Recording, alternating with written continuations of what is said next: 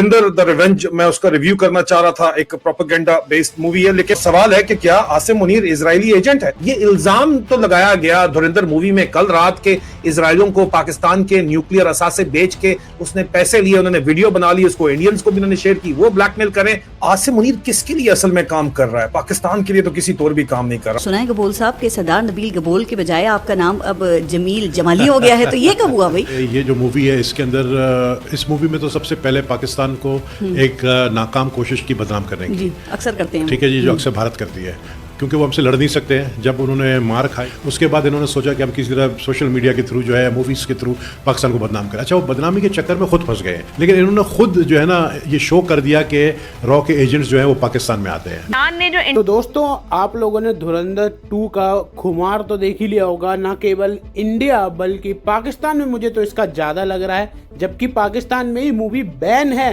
लेकिन फिर भी अगर आप यहाँ पर देखोगे तो लोग जाकर देख रहे हैं और फिर यहाँ बुराइयां कर रहे हैं। आज तक कभी आपने ऐसा देखा है? जो चीज़ आपको नहीं पसंद है पहले तो उसके लिए आप पैसा खर्च करोगे और फिर आकर बुराई करोगे। इस वीडियो में मैं आपको यहाँ पर इनके रिएक्शन दिखा ही रहा हूँ, साथ के साथ मैं आपको कुछ ऐसे मज़ेदार मीम्स भी दिखाऊंगा जिसको पढ़कर आप सच में धड़ाके मारने वाले हो। सबसे पहला मीम अगर आप यहाँ पर देखो, पठान मूवी का सीन है। आई थिंक मैंने पठान देखी नहीं है, ना ही मैंने जवान देखी है, तो मुझे एग्जैक्ट नहीं पता, बट फिर भी जहाँ तक मुझे लग रहा है पठान मूवी का सीन है, जहाँ पर लिखा है स्पाई मूवी बिफोर धुरंधर और what the hell is this. तो पहले पब्लिक भी पठान में अपनी कमर मटका रही थी कि झूमे जो पठान पे मटक रहे हैं, लेकिन अब अगर आप यहाँ पर देखते हो, जब इनको पता चला कि असली स्पाई फिल्म होती क्या है, तब इनको याद आ रही है कि यार ये तो प्रॉपर प्रोपेगेंडा था। जिस मूवी को, धुरंधर को, जिसमें असलियत दिखाई गई है उसको प्रोपेगेंडा बताया जा रहा है। वहीं अगर आप देखोगे तो इन मूवीज को उठा लिया ना आपने, तो आपको इनके हर सीन में प्रोपेगेंडा। इंडिया को चार बिहार और दीगर इलाकों में डेवलपमेंट के नाम पर बिठा रखा है। तो सर, जहां इंडिया अपने जो रॉ एजेंट्स हैं वो पाकिस्तान के खिलाफ इस्तेमाल करता है, ईरान इस साजिश को समझ क्यों नहीं पाया? भाई सुनो ना, आप चले जाते ना, आप बैठ जाते बराबर तो सर, आप सारा तेल तो स्मगल कर रहे हो वहाँ से अपने धंधे के लिए। सर, ये वहाँ जाके बैठ के रिफाइनरी नहीं कंट्रोल कर सकते? आप मेरी बात सुने, सऊदी अरब ने 400 अरब डॉलर, सुनो मेरी बात, एजेंट्स की सरगर्मियों को नजरअंदाज कैसे कर सकते हैं? मेरी बात सुनो ना, एजेंट तो यहाँ पे मौजूद है। ये के इलेक्ट्रिक क्या है? तो था ना। अरे मेरी बात सुनो, के इलेक्ट्रिक क्या है जो तुम्हारा कॉपर उतार के बेच के खा गया? सारा उसके अंदर रहा का एजेंट था ना के इलेक्ट्रिक में। हमने तो 2014 में खोला था, कर लेते कार्रवाई। इतने एजेंटी का शौक है तो करके दिखाओ ना कार्रवाई। और सुनो मेरी बात, चाबार का तो बड़ा शौक है, जरा अपनी औकात अरबियों की नजर में झांक के देखो। 400 अरब डॉलर का पूरा सरमाया फराम किया इंडिया को और तुम्हें दिए 4 अरब डॉलर, कहा कि इस्तेमाल ना करना, सूद भी दो। ये औकात है हमारी। हम जब अरब जाते हैं खुलेआम सुनते हैं, हाजा पाकिस्तानी वल्ला कुल्लू। ये हमारे ऊपर बयान दिए जाते हैं। ये हमारी औकात है पाकिस्तानियों की। मजदूरी तुम्हें देते हैं, ब्यूरोक्रेसी सारी इंडियन को देते हैं, उसके बावजूद इश्क नहीं खत्म हो रही। ये इश्क नहीं है, ये मसला 1400 साल पुराना है। सर, लेकिन मेरा सवाल वही है, मेरा भी जवाब वही है, मेरा भी जवाब वही है, क्योंकि सर अगर हम वाकयात के टाइमलाइन को देखते हैं तो सर पैटर्न वही सामने आ रहा है। जब लश्कर की फिदाइन फैक्ट्री में एक अज्ञात हमलावर यानी अननोन गनमैन ने टॉप आतंकी कमांडर को गोली मार दी, और उस घटना के बाद आखिर कैसे पूरे पाकिस्तान में सीक्रेट एजेंट का खौफ फैल गया है। शहीद हम हो रहे हैं ना, आपको क्या मसला है? आप तो नहीं हो रहे। तो सर, आप लोगों ने तो जिहाद के फतवे दे के और मदरसों में जाके बच्चों से जंगें लड़नी शुरू कर दी। बार-बार सिक्योरिटी ब्रीच हो रहा है। क्या ब्रीच हो रहा है? हाई वैल्यू, आपको क्या मसला है? हाई वैल्यू, आपका क्या लेना देना है? आपका क्या लेना देना अगर ब्रीच हो रहा है तो? फिर आप लोग शिकवा कर रहे हैं। किसने किया? हमने आपसे कब मदद मांगी? किससे हमने कहा कि हमें सपोर्ट करो? ये तो इंसानियत सपोर्ट कर रही है आवाज की सूरत में। DGISI इजरायलियों को बहुत हैवी अमाउंट इल्जाम लगाया गया कि पैसे देके पाकिस्तान के न्यूक्लियर राज उन्होंने बेचे हैं। ये धुरंधर के अंदर इल्जाम लगाया जाता है, और उसका आखिरी मिनटों में क्रेडिट चलने के बाद ये चीज मजीद खुल के सामने आती है, रेवलेशन होती है। तो उस मूवी में दिखाया गया है कि फिर एक वीडियो भेजी गई DGISI को, और DGISI को कहा गया कि वीडियो देख लो, दुबई में इसराइलियों को पाकिस्तान के न्यूक्लियर राज तुम बेच रहे हो, जिसकी वीडियो इसराइलियों ने बना ली थी और हमें भी दी है, और अगर ये वीडियो बाहर आ गई तो पाकिस्तान में तुम्हारा तिया पंचा एक हो जाएगा।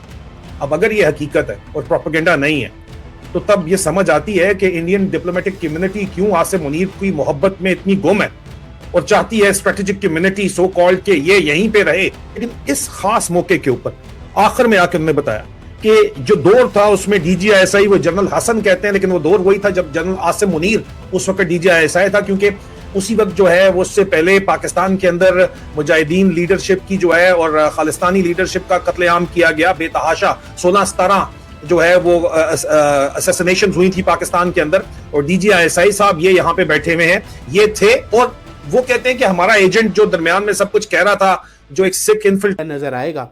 ये तो मुझे सबसे ज्यादा हिलेरियस लगा। Somewhere in the Mumbai after Dhurandhar 2 hype hysteria and craze, यानी कि यहाँ पर देखो छुप कर देख रहे हैं, और जो सबसे ज़्यादा लेफ्ट हैंड साइड वाला आप देखोगे ना बंदा, इसको सोचकर तो सीधा एक डायलॉग याद आता है, और वो आप कमेंट बताना कि इस बंदे को सोचकर कौन सा डायलॉग याद आता है। यहाँ अर्शदीप भाई कहते हैं Dhurandhar 2 seems to have rattled Pakistani media, entertainment and political ecosystem in India beyond insanity. और ये तो सच बात है। यहाँ पर अगर आप देखोगे ना, तो पहले जब पब्लिक के पास ये सारी चीज़ें नहीं थी ना, कोई दिखा नहीं रहा था, तो पब्लिक उसी सारी चीज़ में खुश भी थी और कोई उनको ऑब्जेक्शन भी नहीं था। लेकिन जब से धुरंधर पार्ट 1 आया ना, लोगों ने उसके बियॉन्ड जाकर सोचना चालू कर दिया है। और अब जब इनको स्पाई यूनिवर्स YRF का जो नज़र आ रहा है ना, वो इनको एकदम जोकरपंथी लग रहा है। और ये होना भी चाहिए था, ये चेंज आना भी चाहिए था, ताकि जो लोग अपना प्रोपेगेंडा कॉन्टिन्यूसली चलाए जा रहे हैं ना, जो जर्मन शेफर्ड बोलता था ना कि आप लोग अगर ये सोचते हो कि हिस्ट्री चेंज हो जाती मूवी से, तो आप भी बना लो और चेंज कर लो। अब जब चेंज करने का टाइम आ रहा है और जब चेंज होते हुए दिख रहा है, तो इन लोगों के जो पिछवाड़े में चुनूने काट रहे हैं ना, उसको देखने में तो बहुत मज़ा आ रहा है। यहाँ आप देखो क्या लिखा है, धुरंधर 2 was filmed alongside the first part, so its extra production cost is almost negligible. What make it even more impressive is that the film had already secured 245 crore through OTT, satellite and music right before its official release. और फिर आप यहाँ पर देखोगे, will turn out to be the most profitable movie in the Bollywood eventually.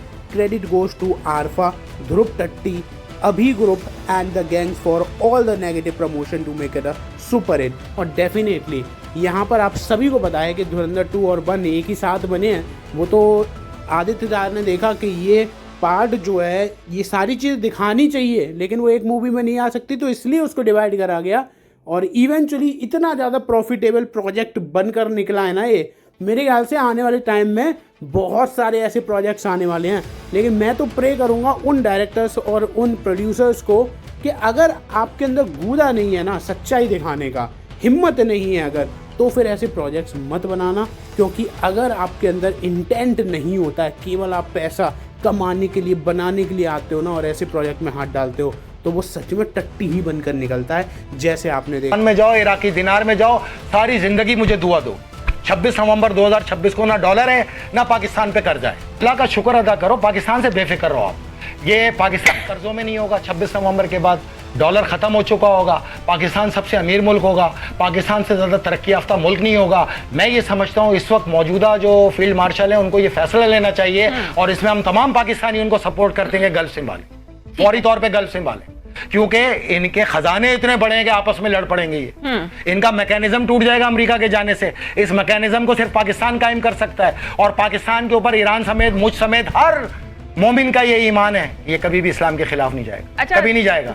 Iran के खिलाफ तो छोड़ो, मुझे एक चीज बता किसी इस्लामी मुल्क के खिलाफ नहीं जाएगा। या सुन्नी फसाद जो है वो आखिरी उम्मीद है इजराइल की। अगर आपने पैसा पकड़ लिया है किसी से, आपकी वीडियो बन गई है, तो आप कॉम्प्रोमाइज हैं। अगर आपका पर्सनालिटी प्रोफाइल ऐसा है कि आप अपने ईमान का सौदा पैसे की खातिर कर सकते हैं, तो आप कॉम्प्रोमाइज हैं। सवाल यह है कि क्या पाकिस्तान के जर्नैल कॉम्प्रोमाइज्ड हैं? क्या पाकिस्तान के जर्नैल करप्शन करते हैं? क्या पाकिस्तान के जर्नैल बैरून मुल्क ममालिक से उनके एजेंडों के ऊपर पैसे पकड़ के अपनी आवाम को, अपने ही फौजियों को मरवाते हैं? सवाल यह है। जवाब हर सवाल का है हाँ, हाँ और हाँ। जिसको शक है वो अपने जहन का इलाज कराए। मैं 3rd generation Pakistan army officer, अपने मुल्क से जो वफा का वादा किया है वो निभाते हुए आज ये बात फिर एक दफा दोहराता हूं, क्लेम करता हूं मैं, और मेरी जाती राय में जवाब हाँ है। और इसीलिए आसिम मुनीर के हक के अंदर इजराइल के अंदर भी नारे लग रहे हैं, और इसीलिए आसिम मुनीर ने हमारी इत्तलात के मुताबिक आज के दिन का पहला वीलॉग देख लीजिए, अभी तक नहीं देखा तो तमाम तर फौजी अड्डों जो है तमाम logistic bases, military bases Saudi Arab को प्रोवाइड कर दी हैं, जो कि अमेरिका को प्रोवाइड किए गए हैं इस ईरान के ऊपर हमले के लिए। और पाकिस्तान में शिया सुन्नी फसादात के लिए अब आगे चल के कातलाना हमले करवाने का इल्जाम लगाया जा रहा है, प्लान बनाया जा रहा है कि इनके ऊपर जो है शिया हजरात के ऊपर भी होंगे, तो इनके ऊपर भी तो हो सकता है, इनके ऊपर क्यों नहीं हो सकता। तो ये इल्जामात इस वक्त लगाए जा रहे हैं खुलेआम इसके ऊपर। और ये तमाम की तमाम जो नैरेटिव है जिसमें इजरायली पुलिस चीफ शहीद है, ये किसको सर्व कर रहा है अजीजा निमन? किसके कहने के ऊपर ये काम हो रहा है? वो पाकिस्तानी मीडिया जो 100% कंट्रोल्ड है, 100% कंट्रोल है। किसी को कोई शक है तो फ्रीडम ऑफ प्रेस इंडेक्स उठा के देख ले। वो पाकिस्तानी मीडिया जो 100% कंट्रोल है, और वो पाकिस्तानी जर्नल जो जाहिर बात है वॉशिंगटन डीसी के आगे सिजदरेज हैं, वहां पे ये क्लियर कट सुन्नी शिया डिवाइड को क्रिएट करने के लिए बात की जाती है। और वो पाकिस्तानी इंटेलिजेंस कम्युनिटी जो इस बात के ऊपर 100% मुत्तफिक है कि शिया सुन्नी डिवाइड ही एक सेविंग ग्रेस बची है इस वक्त पूरी दुनिया को तबाही के अंदर झोंकने के बाद, इजराइल और अमेरिका के पास, और आगे चल के इसी चीज के ऊपर वो खेलना चाहते हैं। तो उसको कौन हवा दे रहा है? आसिम मुनीर किसके लिए हवा दे रहा है? अब ये तो सवाल फिर इसलिए हम पूछ रहे हैं कि क्या आसिम मुनीर इजरायली एजेंट है? फिर ज्यादा आदि पुरुष में। अच्छा, सनोज शर्मा ने तो प्रोपेगेंडा चलाने वालों के लिए एक और टॉपिक दे दिया है। Government should ashamed, public is standing in a long Q for a movie that should be shown at the TV also।